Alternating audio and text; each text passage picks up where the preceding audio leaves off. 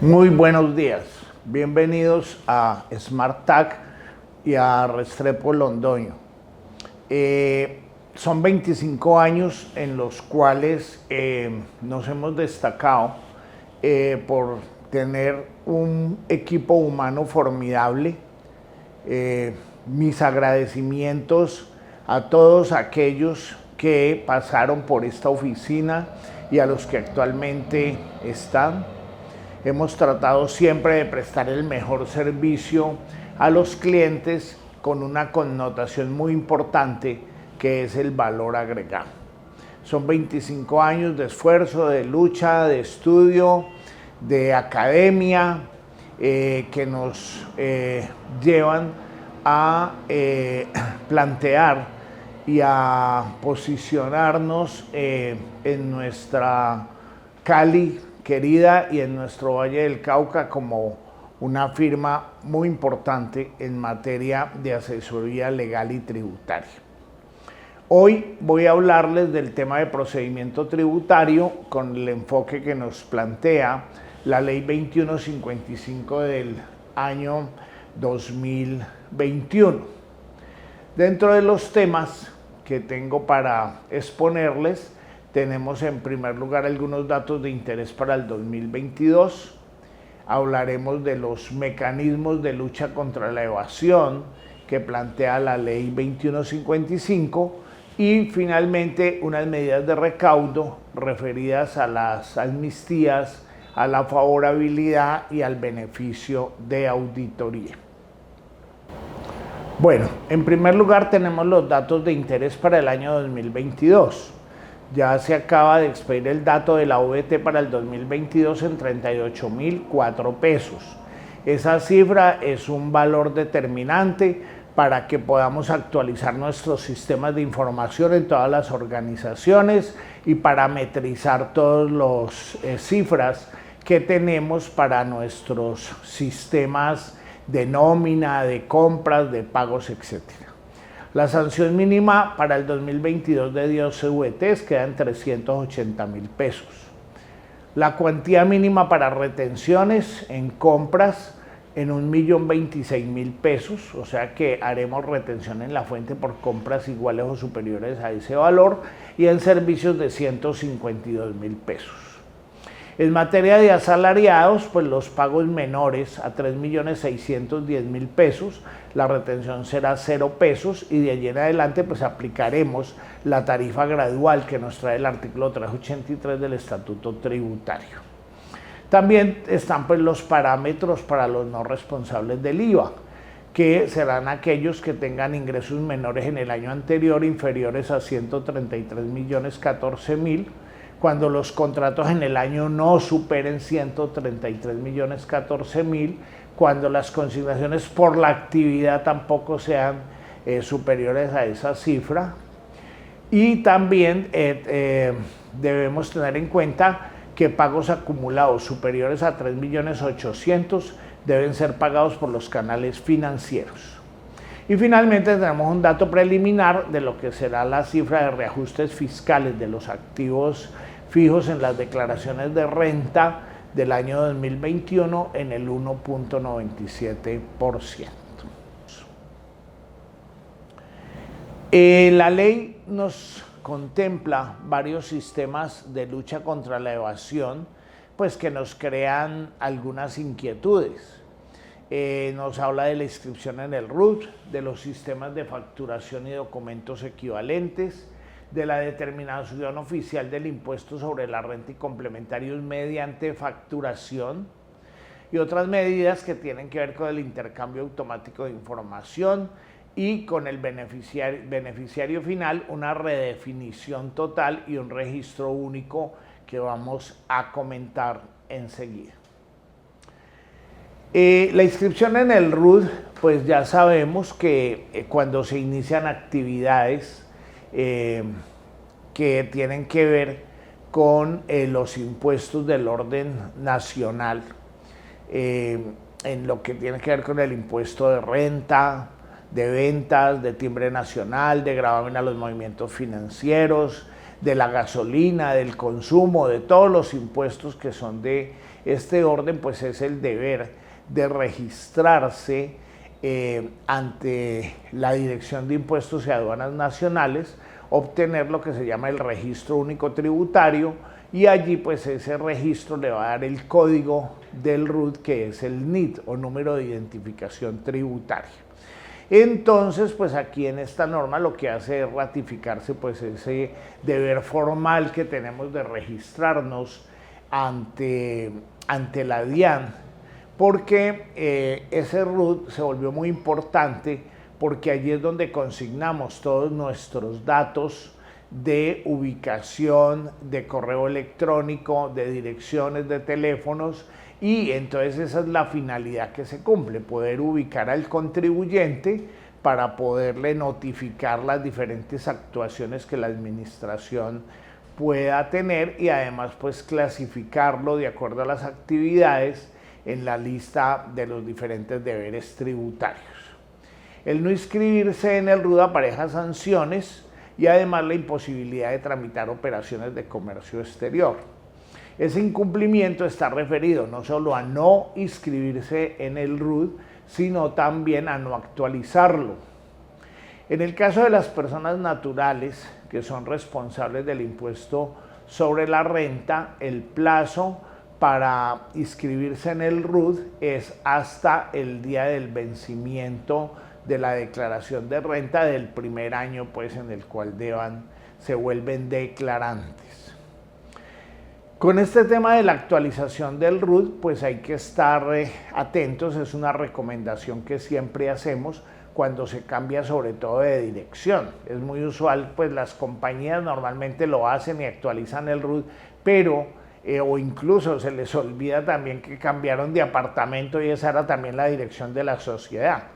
Entonces, cuando se cambia de domicilio, cuando se cambia de residencia, bien sea de una ciudad a otra o dentro de la misma ciudad, hay que tener en cuenta que hay que actualizar el RUT con la nueva dirección.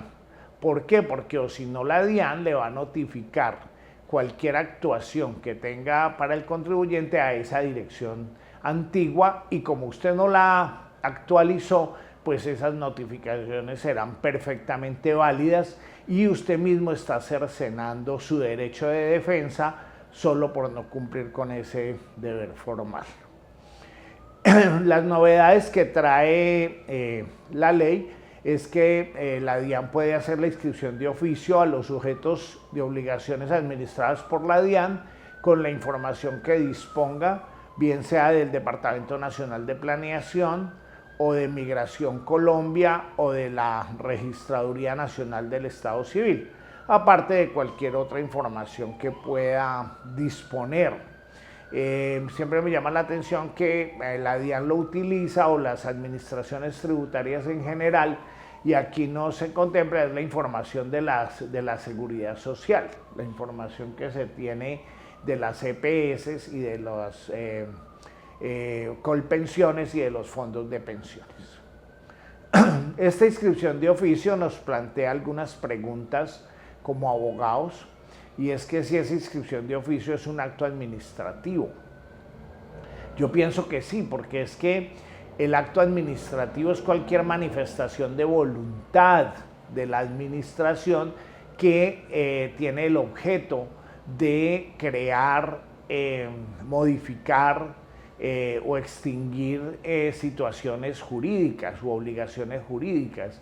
Y obviamente si a una persona la están inscribiendo de oficio en el RUT es porque la administración tributaria estima que es una persona contribuyente o es una persona que está obligada al cumplimiento de deberes formales. Por lo tanto, yo estimo que sí debe notificarse. Ahora, que si es recurrible, pues todo acto administrativo por lo menos se le puede presentar el recurso de reposición. Sin embargo, en materia tributaria es una discusión pues que traigo desde hace rato, y es que la misma ley tributaria en el artículo 720 dice que todas las demás actuaciones de la administración tributaria son objeto del recurso de reconsideración. Sin embargo, pues el legislador también ha auspiciado, digamos, soportado por la Corte Constitucional y el Consejo de Estado, en algunos casos admiten de que se aplique los recursos del Código Contencioso, del Código de Procedimiento Administrativo y Contencioso Administrativo, que es el recurso de reposición y en subsidio de apelación. De todas maneras, pues es un tema allí discutible, no considero que sea un mero acto de trámite, me parece que si a una persona la inscriben de oficio le están determinando obligaciones tributarias y por lo tanto además puede ser objeto de sanciones, ya se vuelve sujeto de deberes y obligaciones tributarios y por lo tanto ese tema pues debe ser discutible en un momento dado si la persona de verdad estima que no debe ser contribuyente o no está obligada al cumplimiento de esos deberes formales. Lo último que salió a raíz de una consulta que se le hizo a la DIAN, que pues aquí se las dejamos en la presentación, y es que alguien preguntó que si el hecho de no actualizar el RUT en un momento dado, si no había motivo para hacerlo, porque pues la persona permanece en la misma dirección o la sociedad permanece con los mismos representantes legales o con los mismos revisores fiscales y mantiene también las mismas responsabilidades. ¿Qué pasaba si no se actualizaba periódicamente? Pues no, sencillamente el RUT no tiene vigencia, no pasa absolutamente nada. Inclusive la entidad resalta que quien solicita el RUT debe tener en cuenta si una persona asistió en el año 2015 y su información no ha cambiado, entonces su registro único tributario sigue vigente. Entonces, pues solo hay que actualizarlo cuando se dan las características pues que tenemos, por ejemplo, en el caso de las sociedades, porque cambiaron la razón social, porque se transformaron de sociedad anónima o limitada a sociedad por acciones simplificadas, porque cambiaron los representantes legales, el revisor fiscal, o porque asumió nuevas responsabilidades, porque decidió pasarse al régimen simple de tributación. Dato importante en la actualización del RUT, porque quienes pretendan acogerse para el año 2022 al régimen simple de tributación tienen plazo para hacerlo, inscribiendo esa responsabilidad en el RUT hasta el 28 de febrero del año 2022. Entonces es una fecha y un dato muy importante a tener en cuenta en lo que tiene que ver con la actualización del registro único tributario.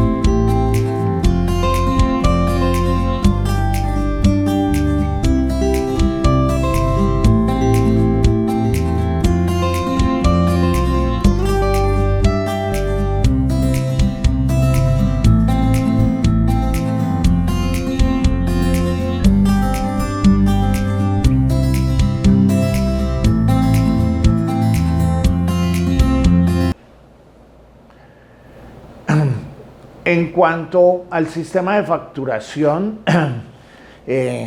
siempre es una crítica pues constructiva de todas maneras, y es que no terminan de inventar todo este tema de la facturación electrónica.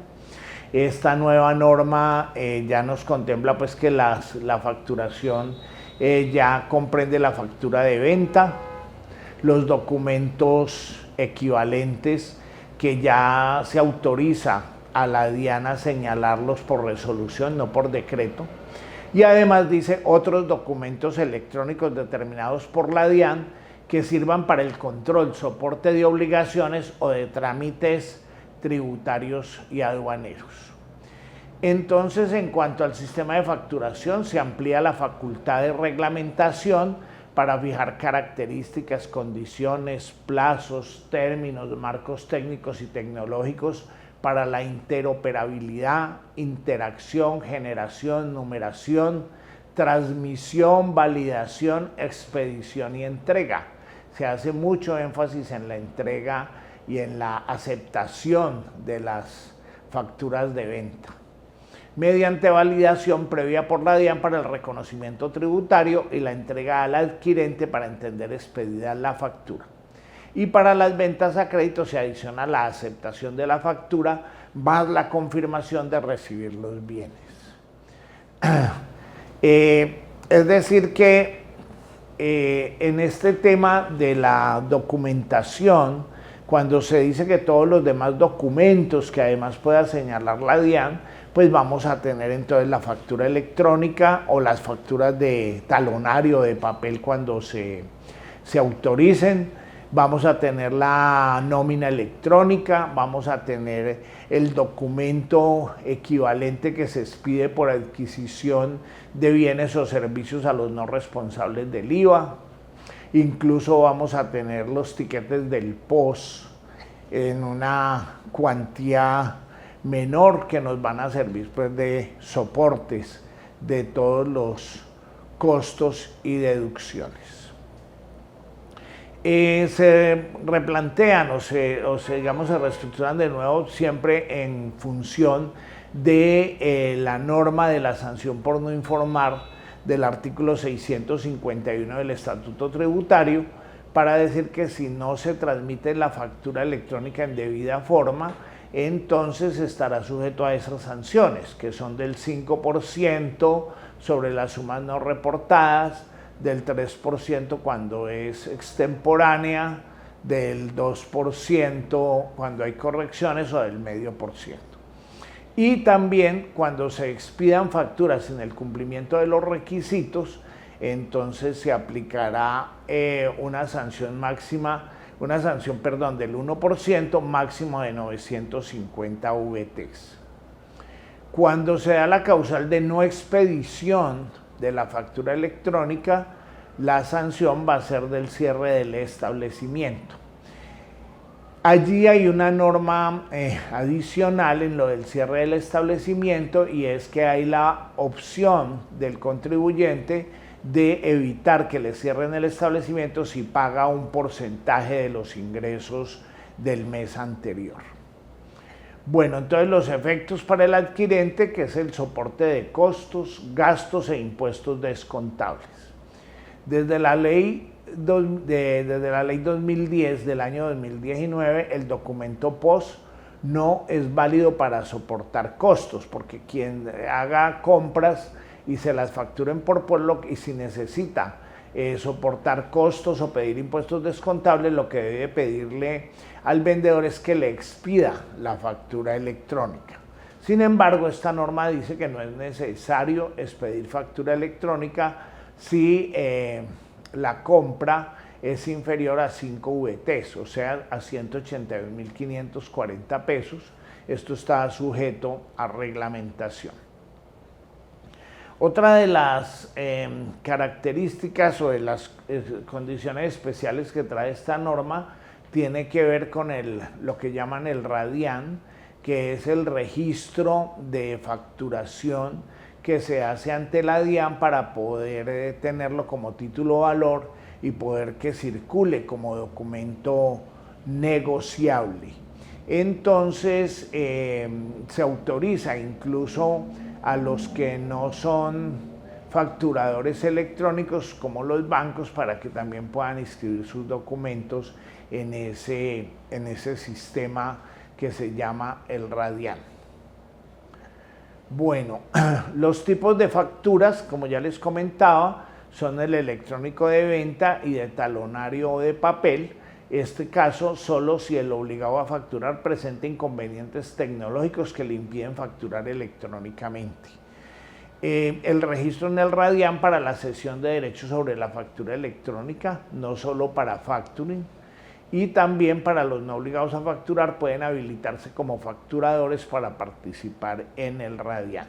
El tema pues está sujeto a reglamentación, ya circulan por allí algunos proyectos de decretos reglamentarios sobre ese asunto.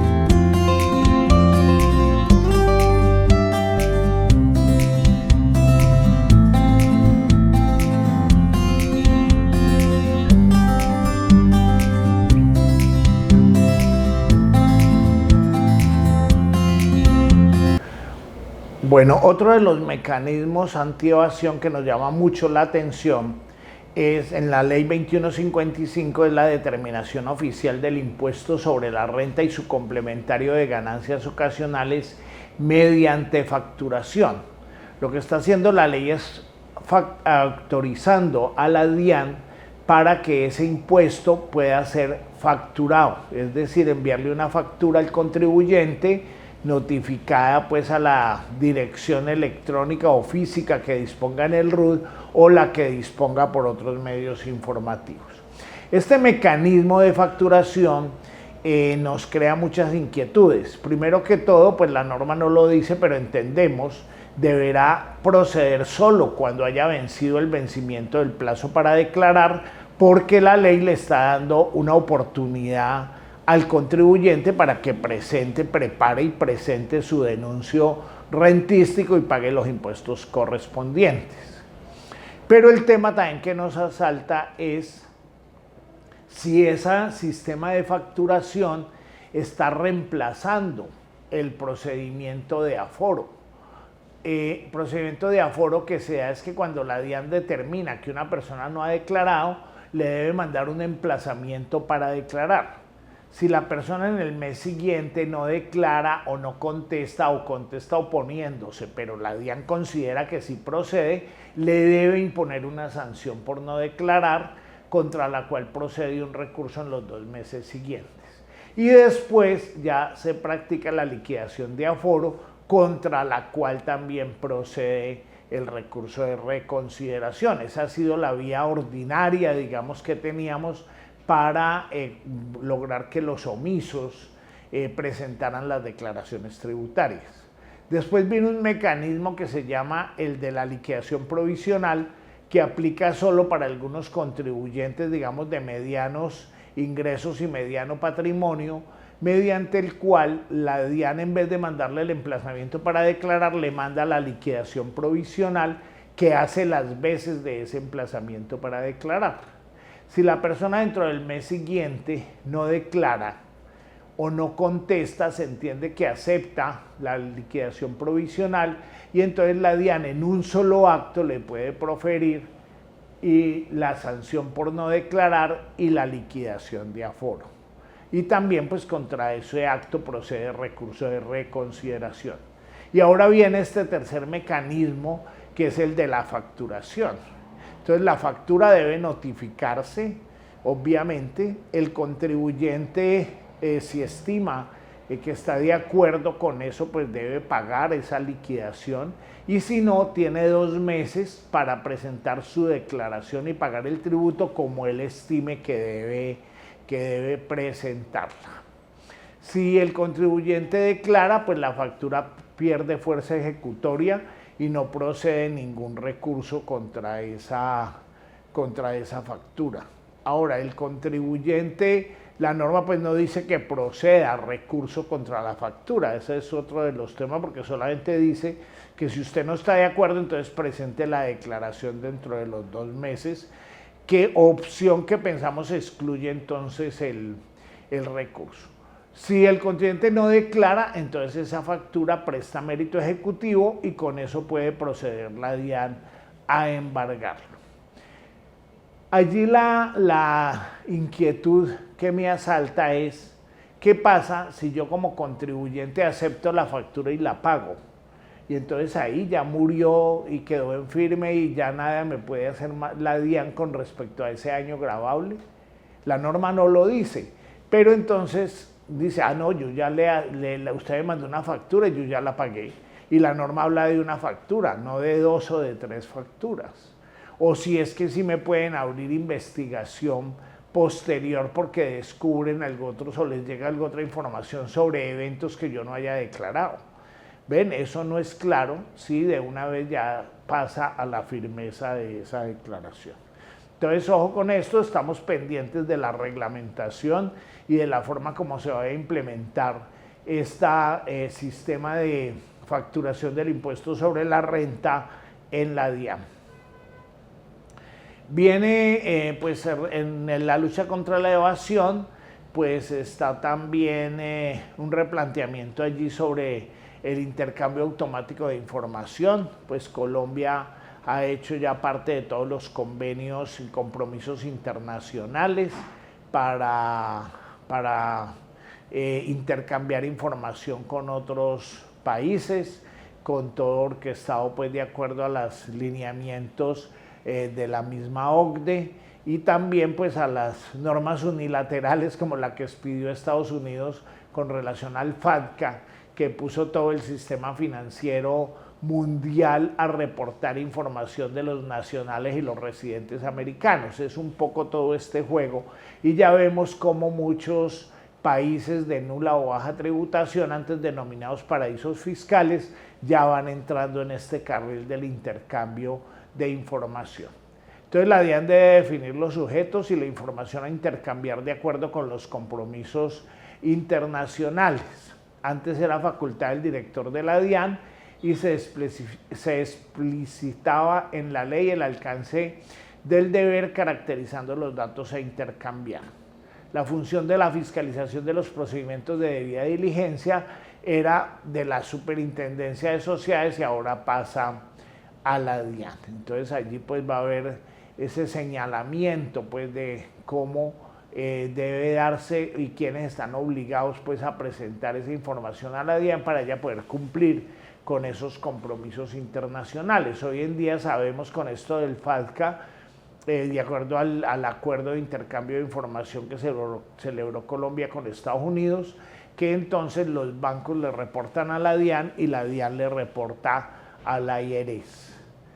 Ya hemos recibido en varias notificaciones, varios cruces de información internacionales, ya muchas personas han sido requeridas porque les han encontrado depósitos en aquellas jurisdicciones de nula o baja tributación o en los mismos Estados Unidos, y entonces ha habido esos reportes, lo que ha llevado a estas personas o a corregir sus declaraciones tributarias o pensar en la normalización, pues que ahora se viene una nueva normalización que tendrá vigencia el 1 de enero del año 2022, pero para lo cual habrá que pagar un anticipo ahora a partir del 16 de noviembre. Las sanciones que se van a aplicar en este tema ya serán también las por no enviar información o enviarla con errores del artículo 651 del Estatuto Tributario. Y la otra reestructuración que hace la ley, que nos pareció pues muy conveniente, es la de redefinición, digamos, de lo que es beneficiario final y el registro único de esos beneficiarios finales, puesto que antes las definiciones estaban dispersas en los artículos 23-1, 631-5 y 631-6 del Estatuto Tributario.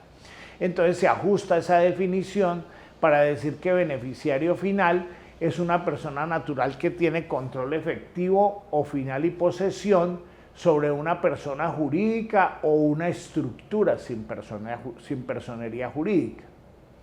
Con relación a una persona jurídica se entiende que es beneficiario final si tiene participación de más del 5 o más del 5% en el capital o de los derechos de voto, o si se benefician más del 5% de los activos y rendimientos o tiene control por otro medio.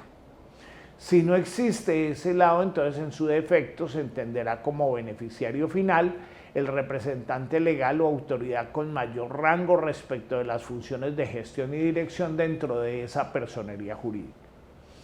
Y viene siempre el tema de las estructuras sin personería jurídica, y en ese caso pues hablamos de las fiducias mercantiles, que allí entran pues a ser beneficiarios finales los fiduciantes, los fiduciarios, los constituyentes, el comité fiduciario o financiero o similar, los fideicomisarios, los beneficiarios o beneficiarios condicionados o cualquier persona que ejerza control efectivo y final o tenga derecho a gozar de los activos, beneficios o resultados. Entonces allí lo que se busca es que haya transparencia pues en esas estructuras. Allí obviamente también se incluyen pues las fundaciones de interés privado que se hacen en otros países, aunque en Colombia también puede operar una fundación de interés privado. Están también los famosos TROS. En eso de los TROS, pues allí hay temas muy interesantes para uno poderlos adaptar en ese sentido de transparencia a la legislación colombiana cuando se habla de TROS revocables e irrevocables. El tema del irrevocable es un tema que me llama la atención, es porque si la persona colombiana envía un dinero a un TROS irrevocable es porque se está desprendiendo de ese dinero y eso va a ir a ese fondo donde habrá unos beneficiarios futuros, que pueden ser, no sé, los hijos, los nietos, herederos, o a cualquier otra persona que pueda tener interés, pero es un desprendimiento patrimonial porque en términos de ese trozo, ese dinero nunca volverá a la persona que está aportando el dinero al trozo. Y entonces es una donación en términos colombianos. Yo debo bajar eso del patrimonio, o por haber sido el truster el que estoy constituyendo y aportando en eso, entonces tengo que seguir de beneficiario final y declarando unos bienes de los cuales no voy a tener disponibilidad futura. Es un tema muy interesante que hay que casarlo. El hecho es que la norma colombiana lo que sí dice es que en esos casos se aplica el principio de transparencia y que por lo tanto esto tendrá que ser grabado y declarado en los beneficiarios finales, siempre y cuando sean residentes fiscales colombianos, porque esa es otra de las preguntas asiduas, y es que yo no vivo en Colombia, pero tengo un TROS aquí que va a ser para mis hijos. Pues ese es un problema ya del país de su residencia fiscal, porque en Colombia los que no son residentes solamente declaran los bienes y las rentas de fuente nacional. Y viene el tema pues dice que la interpretación de este beneficiario será según las recomendaciones del GAFI, siguiendo pues la sentencia 690 del año 2003 de la Corte Constitucional, que es a lo que se refería, fue cuando la ley tributaria dijo que en materia de interpretación deberíamos seguir las reglas de la OCDE, y esa norma fue declarada inexequible porque no hacíamos parte de la OCDE. Ahora viene esta recomendación del GAFI, y si hacemos o no parte de ese convenio, parece que sí, y entonces por lo tanto no habría ninguna imposibilidad en aplicar esas reglas interpretativas. En cuanto al registro único de los beneficiarios finales, dice pues que hará parte del RUT, y obviamente pues se aplicarán las sanciones propias del RUT, y se crea el sistema de identificación de estructuras sin personería jurídica. Esas son pues todas las normas que tenemos en materia antievasión.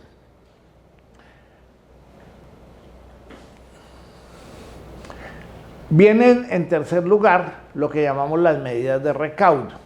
Dentro de esto pues tenemos estos 5 temas, que son el beneficio de auditoría, la reducción transitoria de sanciones e intereses de obligaciones administradas por la DIAN y los tributos territoriales, la exterminación por mutuo acuerdo de los procedimientos administrativos, tributarios, aduaneros y cambiarios, y la conciliación de procesos administrativos, tributarios, aduaneros y cambiarios, y unos direccionamientos en materia sancionatoria que trae la norma para que la DIAN aplique en principio de favorabilidad en la etapa del cobro coactivo. Bueno, con relación al beneficio de auditoría, pues igualmente lo tuvimos para los años 2019, 2020, para el 21, y esta ley lo que hace es crear beneficio de auditoría para los años 2022 y 2023. El beneficio de auditoría en lo que consiste es en que si usted incrementa el impuesto neto en relación a un año a otro, entonces se acortará el término de firmeza de sus declaraciones.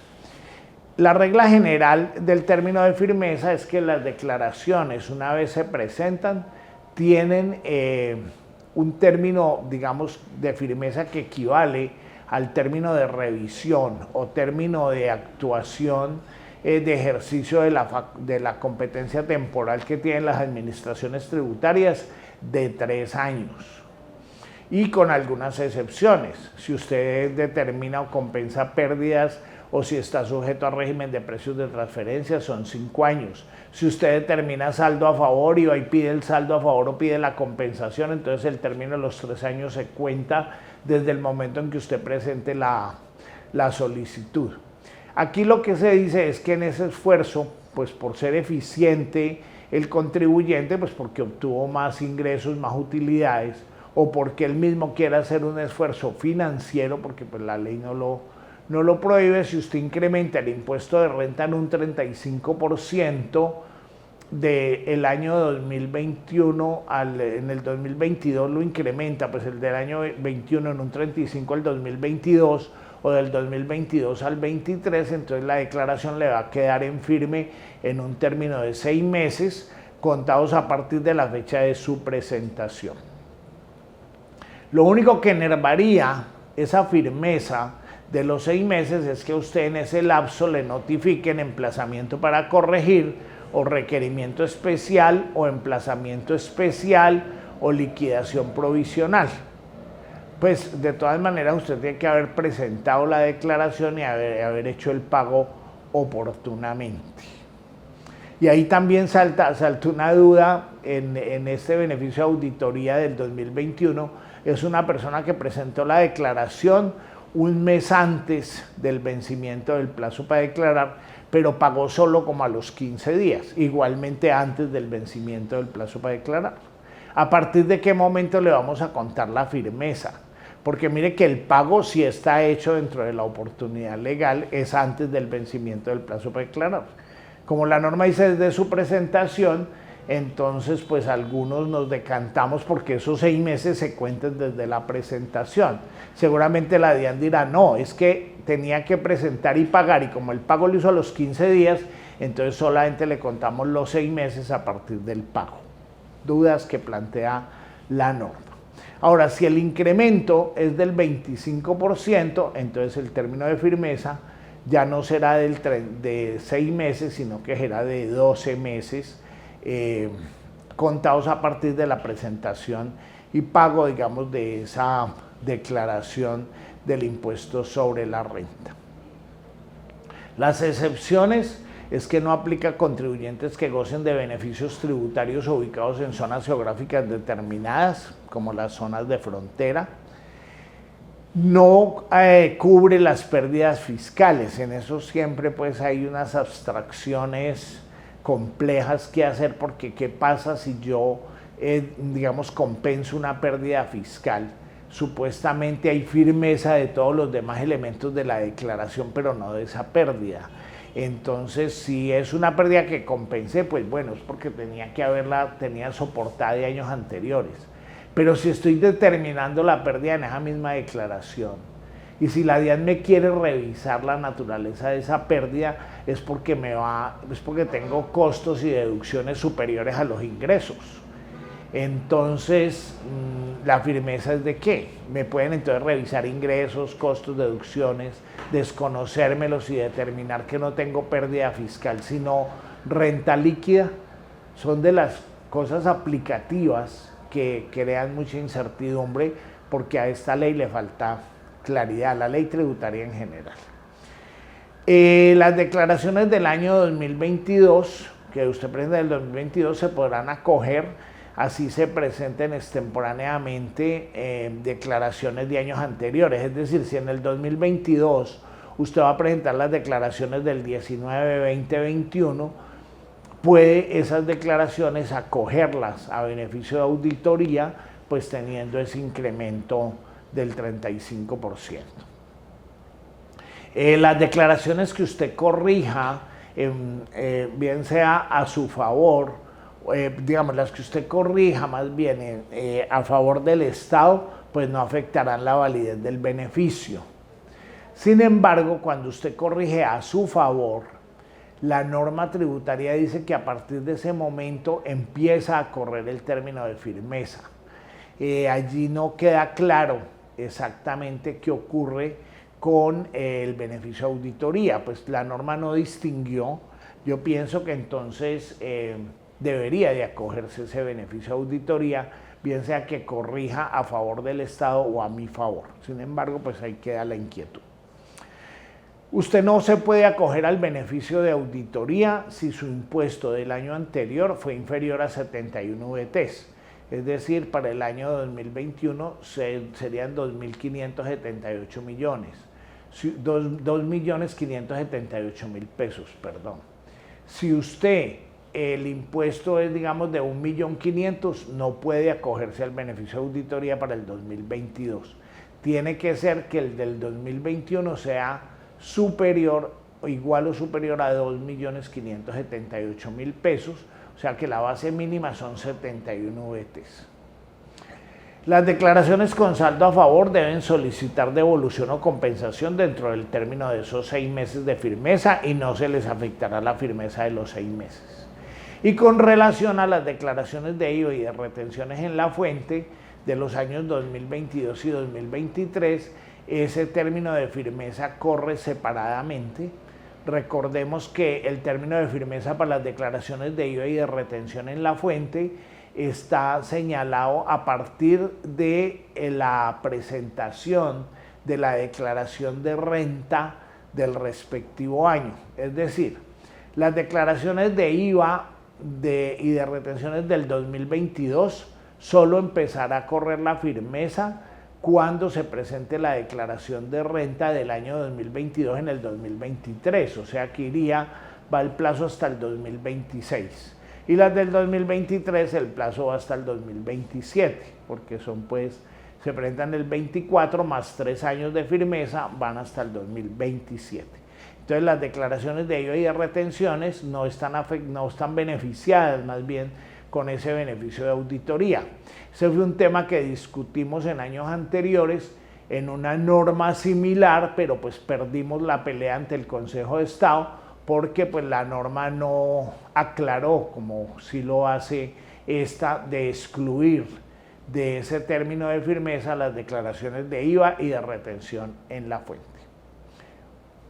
Viene la norma que tal vez consideramos es la más importante en materia de la reforma tributaria.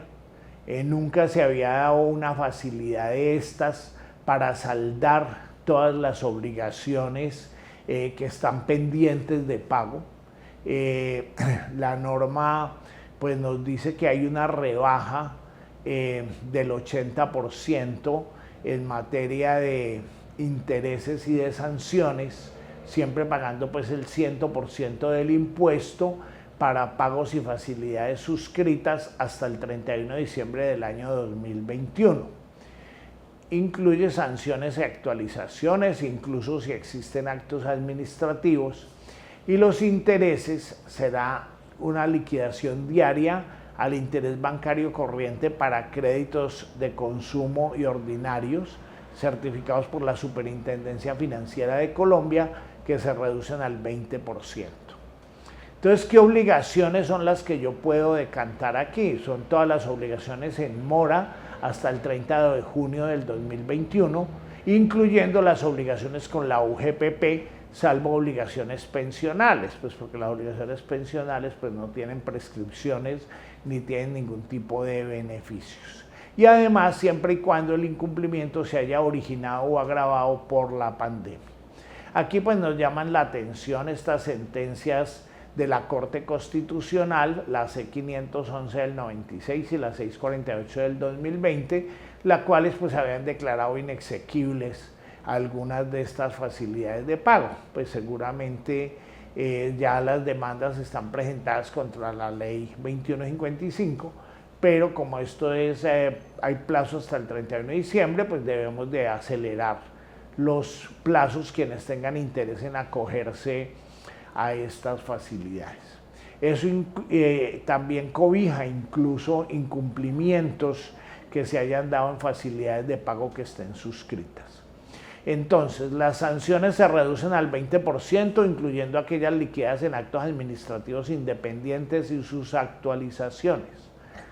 Y viene una pregunta de esas de procedimiento, ¿y qué pasa si a mí me profirieron un requerimiento especial o una liquidación oficial de revisión, que todavía no está en firme porque pues yo respondo el requerimiento, discuto la obligación, si podría acogerme a esa disminución?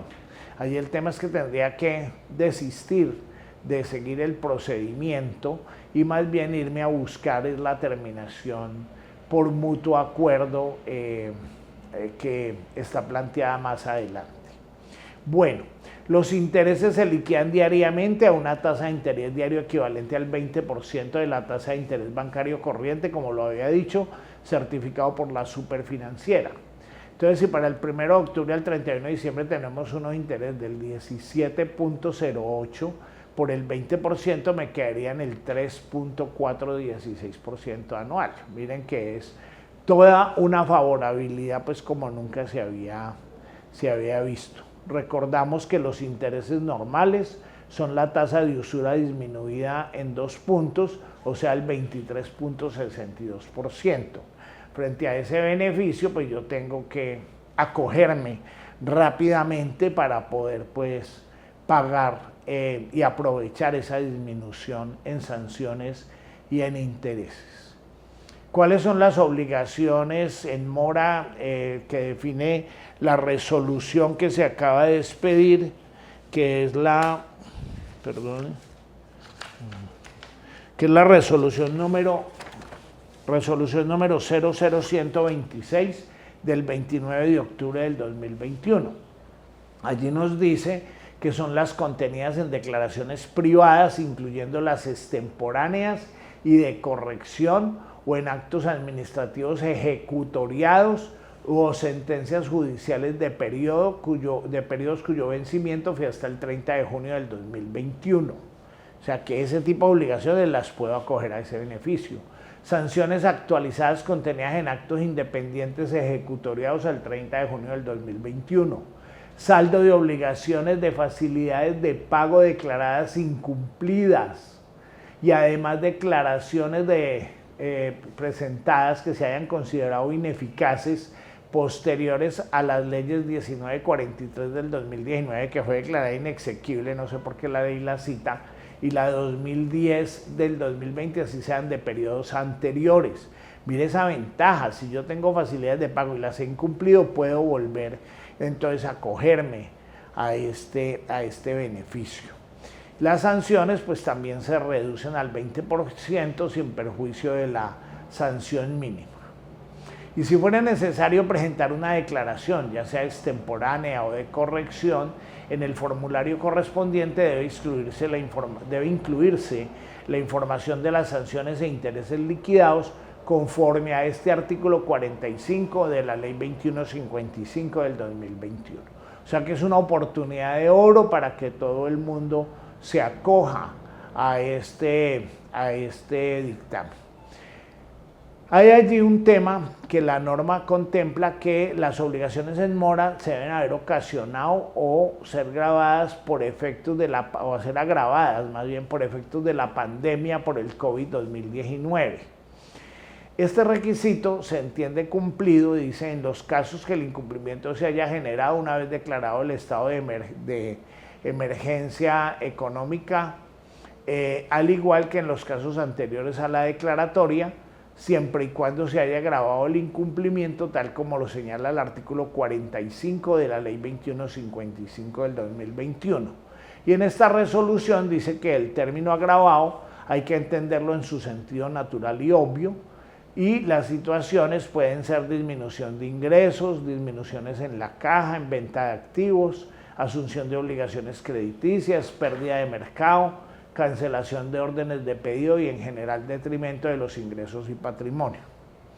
Me llamó la atención en una conferencia que se dictó en Medellín, donde hablaba la jefe de rentas del municipio de Itagüí, donde ellos lo que optaron para este tema es hacer un formulario en el cual el contribuyente declara bajo juramento que su obligación se le ocasionó o se le agravó por efectos de la pandemia. Pues es una forma de aplicación interpretativa que aplicó el municipio y así lo dijo pues en el acuerdo y en la resolución, y de hecho así están aceptando que los contribuyentes allá que deben predial, industria y comercio, plusvalía, etcétera, se acojan pues a este beneficio, porque recordamos que esto es no solo para la DIAN, sino también para los tributos territoriales. Incluso pues vienen preguntas de qué pasa si el municipio no ha acogido o no expide un acuerdo sobre el tema, como es la interpretación que hace Norbey Vargas de Medellín. Él dice, no, es que como es una norma imperativa y es de aplicación inmediata por los municipios, así no medie acuerdo municipal que lo esté aceptando. El tema pues obviamente tendrá pues allí discusión desde el punto de vista del procedimiento constitucional tributario. No requiere petición alguna ante la DIAN, yo sencillamente elaboro mi recibo de pago, liquido las sanciones reducidas y los intereses de mora de acuerdo al beneficio y lo presento.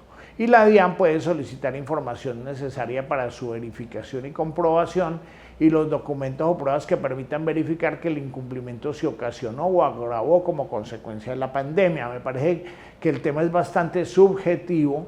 Yo de todas maneras, si tengo esas obligaciones vencidas, pues si no pude pagar es porque obviamente todo se ocasiona por culpa de la pandemia, no porque tuviera el dinero ahí no quise pagar.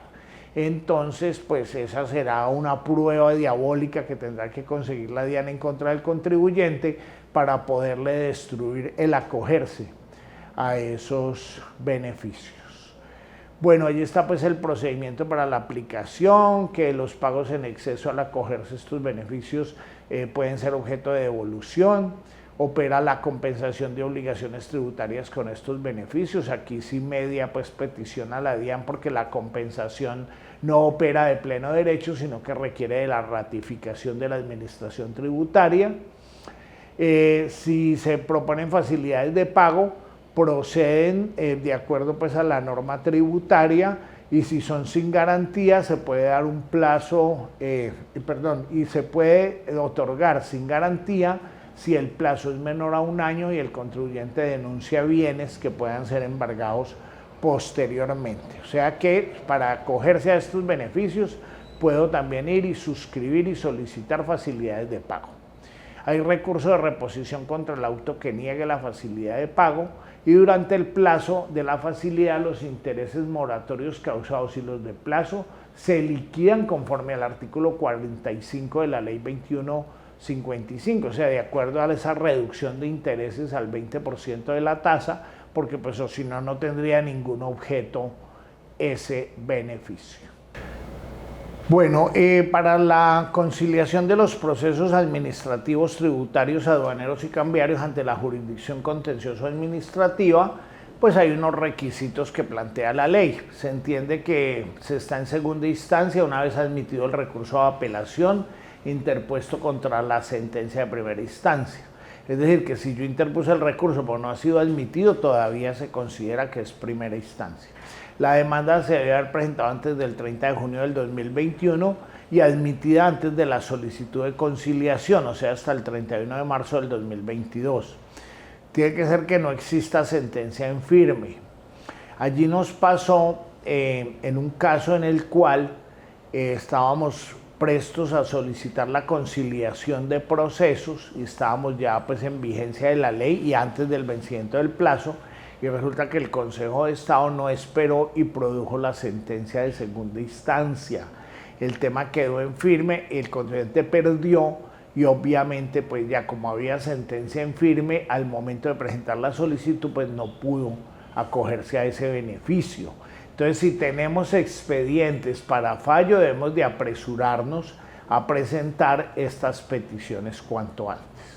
Hay que aportar la prueba del pago de la liquidación privada o el tributo objeto de conciliación correspondiente al año 2020 o 2021, según la solicitud se presente en el 21 o en el 22, siempre y cuando se hubiese generado la obligación de pagar dicho impuesto o tributo.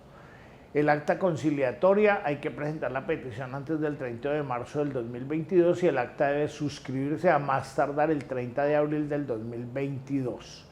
Y vuelve y reitera que no aplica para quienes se encuentran en liquidación forzosa administrativa o en liquidación oficial.